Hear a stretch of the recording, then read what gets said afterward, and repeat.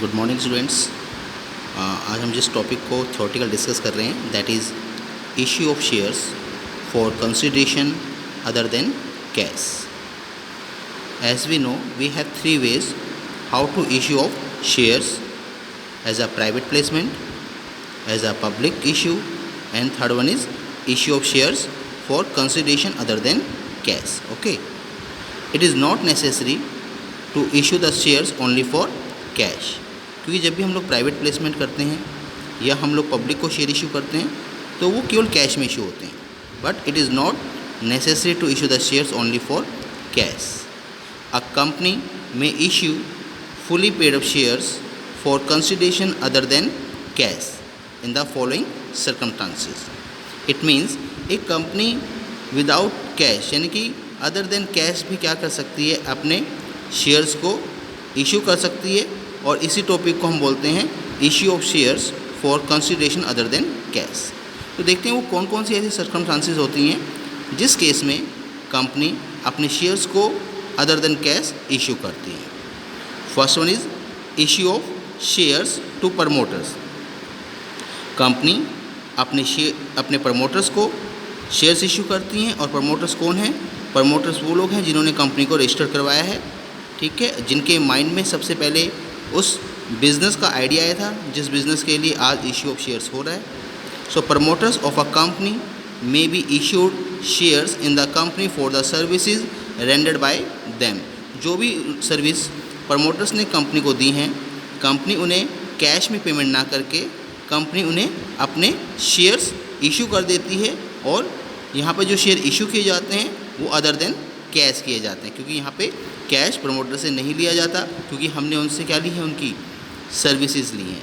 तो इसीलिए हमने प्रमोटर से उनकी सर्विसेज ली हैं, इसीलिए हम यहाँ पे प्रमोटर्स को शेयर इशू करने वाले हैं अदर देन कैश।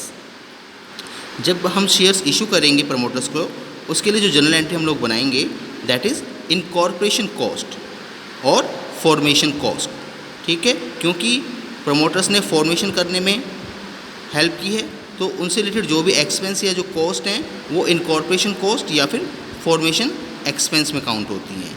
तो फॉर्मेशन कॉस्ट या incorporation cost account debit to share capital.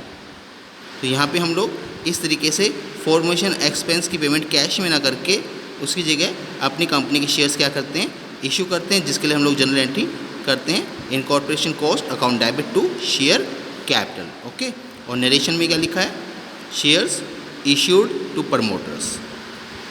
एक सिचुएशन क्या ऐसी बनती है जहाँ पे हमें अपने शेयर्स को कंसिडर करना होता है other than cash. Sometimes a company purchase some assets and instead of making the payment to the vendors in the form of cash it issues fully paid shares to vendors.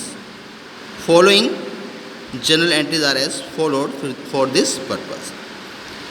यहाँ पर क्या होता है कि हमने कई बार अपने किसी वेंडर से कुछ एसेट्स परचेज़ की हुई हैं, और अब हम उस वेंडर को क्या करते हैं, इंस्टेड ऑफ मेकिंग पेमेंट करने की जगह उस वेंडर को क्या करते हैं, हम लोग शेयर इशू कर देते हैं।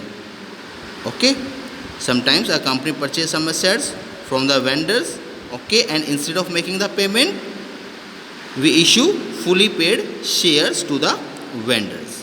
हम नाउ तो इस केस में क्या हुआ कि कंपनी ने वेंडर से क्या लिया, एसेट्स लिया, और उनको पेमेंट करने की जगह शेयर इशू कर दिए। तो इसको भी हम क्या कंसिडर करने वाले हैं, other consideration issue of shares for consideration other than cash. इसके लिए क्या जनरल एंट्री हम लोग बनाने वाले हैं, इसके लिए हम लोग जो जनरल एंट्री बनाने वाले हैं दैट इज़, देखिए सब लोग हम एसेट्स परचेज करने वाले हैं। When we purchase assets from the vendors the general entry that will be sundry assets account debit to vendors account। as we know very well assets हमारी रियल अकाउंट को relate करती हैं, और real account का क्या rules and regulation है, debit word comes in. It means अगर कोई भी एसेट्स हमारे बिजनेस में आ रही है यानी कि इंक्रीज़ हो रही है, आप उसके अकाउंट को क्या करने वाले हैं, डेबिट करने वाले हैं। तो sundry assets account debit to vendors account, और वेंडर जो है वो एक पर्सन है, वो पर्सनल अकाउंट की कैटेगरी में आता है, एंड उसका जो फॉर्मूला है debit the receiver and credit the giver. यहाँ पे वेंडर गिवर है इसीलिए हमने उसके अकाउंट को क्या किया है, क्रेडिट किया है to vendors account. Okay, now when shares are issued to vendors, अब हमने वेंडर से एसेट्स तो ले लिए, अब हम उसको क्या इशू करने वाले हैं, उसके अगेंस्ट शेयर इशू करने वाले, vendors account debit to share capital account, यानी हम फुली पेड अप शेयर्स क्या कर देंगे, अपने वेंडर को इशू कर देंगे। यहीं पे अगर सिचुएशन क्या होती कि हम उसको शेयर्स इशू ना करके अगर पेमेंट करते तो हम लोग जर्नल एंट्री करते vendors account debit to cash account या फिर टू बैंक अकाउंट, अगर हम बाय चेक पेमेंट करते, ठीक है, तो टू कैश अकाउंट या टू बैंक अकाउंट करके हम लोग नॉर्मली जर्नल एंट्री करते हैं।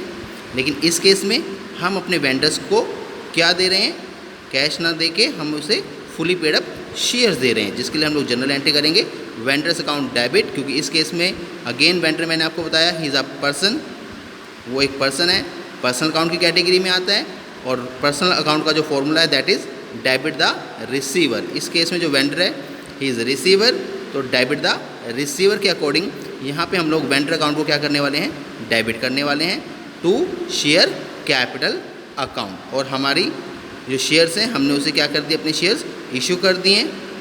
ओके, तो ये आप लोग इसके लिए एंट्री करेंगे।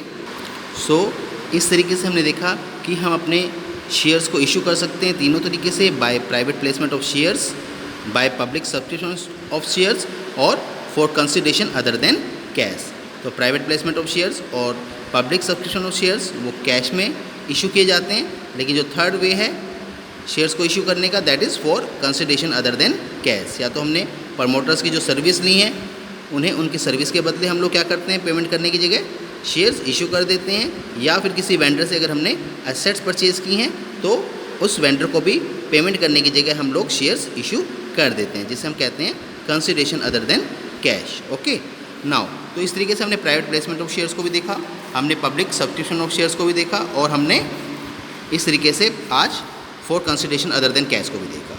जब हमने सेकंड टॉपिक किया था पब्लिक सब्सक्रिप्शन ऑफ शेयर्स का, ठीक है, जहाँ पे हमने बात की थी 4 स्टेप्स की, to issue prospectus, to receive applications, to make allotments and to make calls. तो उस केस में हमने कहा था कि जब भी कभी कंपनी अपने शेयर्स पब्लिक को इशू करती है तो उस केस में मिनिमम सब्सक्रिप्शन, ओके, उस केस में मिनिमम जो सब्सक्रिप्शन है उसका रिसीव होना कंपलसरी है, अदरवाइज शेयर्स के जो इश्यूएंस है उसके कैंसिल कर दिया जाएगा। ओके, सो अब क्यों ज़रूरत है उसकी, क्योंकि हमें कुछ प्रिलिमिनरी एक्सपेंसेस होते हैं वो कवर करने होते हैं। ओके, अभी प्रिलिमिनरी एक्सपेंस कौन कौन से होते हैं जिसने कवर करने के लिए हमें मिनिमम सब्सक्रिप्शन की नीड होती है, तो हम लोग उसको डिस्कस करते हैं, प्रिलिमिनरी एक्सपेंसेस। ओके, तो देखिए ये प्रिलिमिनरी एक्सपेंसेस हैं क्या, पहले तो हमें इसके मीनिंग को अच्छे से क्लियर कर लेना है कि प्रिलिमिनरी एक्सपेंसेस हैं क्या। तो expenses include, okay, expenses include on the formation of a company are term as a preliminary expenses, यानी कि कंपनी को जो फॉर्म किया जाता है, कंपनी की फॉर्मेशन की जाती है, उस समय जो भी एक्सपेंस होते हैं all the expense are preliminary expense. तो ये जो प्रिलिमिनरी एक्सपेंसेस हैं, ठीक है, ये कौन कौन से हैं, कौन कौन से एक्सपेंसेस के अंदर इंक्लूड होते हैं, जिन्हें कवर करने के लिए हमें मिनिमम सब्सक्रिप्शन की रिक्वायरमेंट होती है। Okay, so expenses include on the preparation and printing of various documents needed for the registration of a company. Company को रजिस्टर कराने के लिए हमें बहुत सारे जो डॉक्यूमेंट्स हैं उन्हें प्रिंट करवाना होता है, उन्हें प्रिपेयर करना होता है, उनसे रिलेटेड जो भी एक्सपेंस है वो प्रिलिमिनरी एक्सपेंस के अंदर काउंट किया जाता है। Stamp duty and registration fee on this documents, और इन डॉक्यूमेंट्स के ऊपर हमें कुछ रजिस्ट्रेशन फ़ी, कुछ स्टैम्प ड्यूटी फ़ी पे करनी होती हैं, और ये एक्सपेंस भी प्रिलिमिनरी एक्सपेंस में काउंट किए जाते हैं। Duty payable on authorise capital, हम जितनी भी ऑथोराइज कैपिटल सेट करते हैं उसके अकॉर्डिंग हमें ड्यूटी पे करनी होती है, फ़ी पे करना होता है, और ये एक्सपेंस भी प्रिलिमिनरी एक्सपेंस के अंदर काउंट किया जाएगा। कॉस्ट ऑफ प्रिलिमिनरी बुक्स, हमें कुछ बुक्स मेंटेन करनी होती हैं उस केस में, और वो उनका कॉस्ट भी इसी एक्सपेंस के अंदर काउंट किया जाता है। In case the company has been form to purchase a running business, the fee charge by accountant और valuer valuing the assets and liability of that business.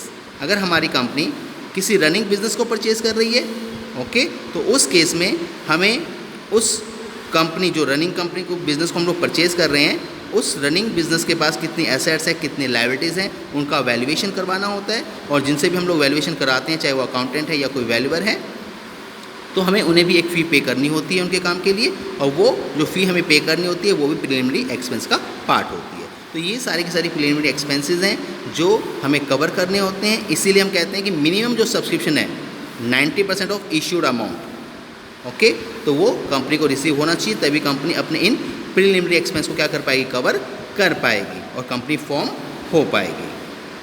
फिर ठीक है, तो आज हमने ये टॉपिक किया। अगर कोई क्वेरी है तो आप क्वेरी ग्रुप में आके अपना क्वेरी डाल सकते हैं। Thank you, have a nice day.